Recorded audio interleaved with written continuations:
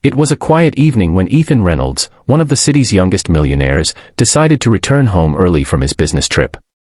Normally, he'd call ahead so his staff could prepare, but that night, something made him want to come back unannounced.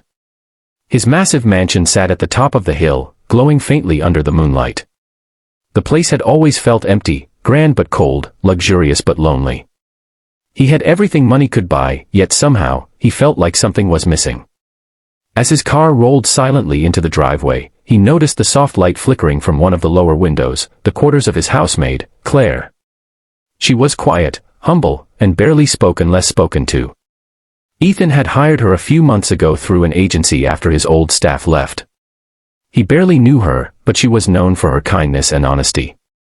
Curious why a light was still on so late, he stepped out of the car and walked toward the room.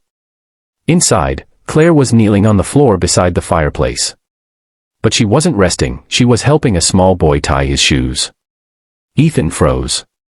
The boy, about 7 or 8, had messy blonde hair and wore a second-hand sweater that looked a size too big.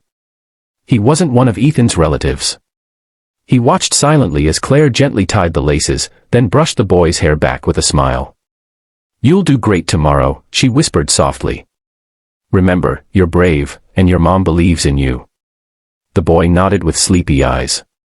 "Will you come with me?" "I wish I could," she said, her voice trembling slightly. "But you have to go on your own. Just promise me you'll keep smiling." Ethan didn't understand what he was seeing. Why was there a child here?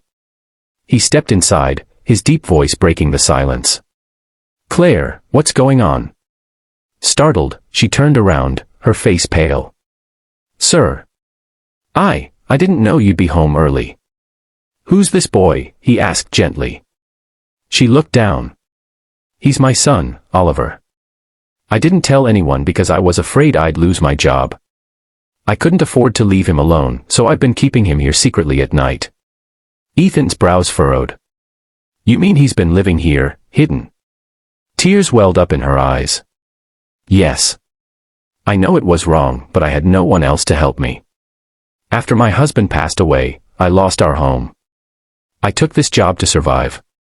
I couldn't let my boy sleep on the streets." For a long moment, Ethan said nothing. The mansion, once a symbol of his success, suddenly felt like a hollow shell, filled with emptiness while this woman struggled silently just to protect her son. He knelt beside the boy and smiled. "Hey, buddy. What's this big day your mom's talking about?" Oliver looked up shyly. "My school has a recital tomorrow. I'm singing for the first time." Ethan chuckled. "Really?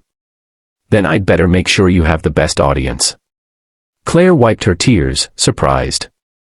"Sir, please don't." But Ethan interrupted her softly. "Claire, I'm not angry. In fact, I should be thanking you. You've brought life into this house." The next morning, Ethan personally drove them to Oliver's school. The staff and parents stared as the millionaire himself walked in, holding a little boy's hand.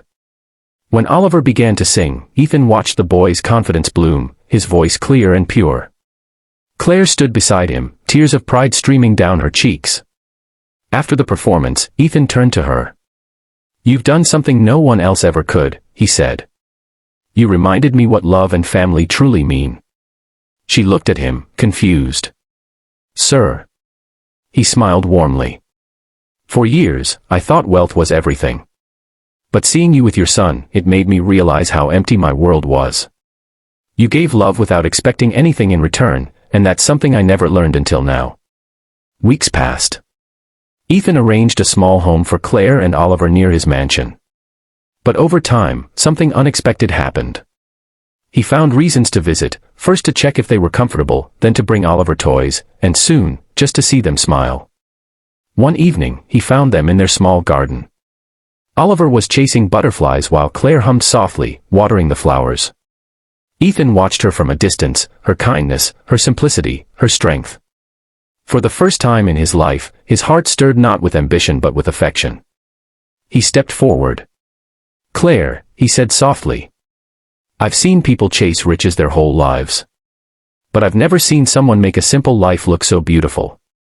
She blushed slightly. "Sir, I'm just doing what any mother would." He shook his head. "No, you're doing what a good heart does." There was a pause, a warm, unspoken connection. From that day, Ethan made sure Claire and Oliver never had to struggle again. But more than that, he spent time with them, learned to laugh again, and found joy in moments that money could never buy. Months later, as they all sat together on a rainy evening, Ethan reading a story to Oliver while Claire made tea, he realized he was no longer just a man with fortune. He had found something priceless, a family, and love that came without warning. And that night, as he watched them laugh together, Ethan finally whispered to himself, "Coming home early was the best decision I ever made."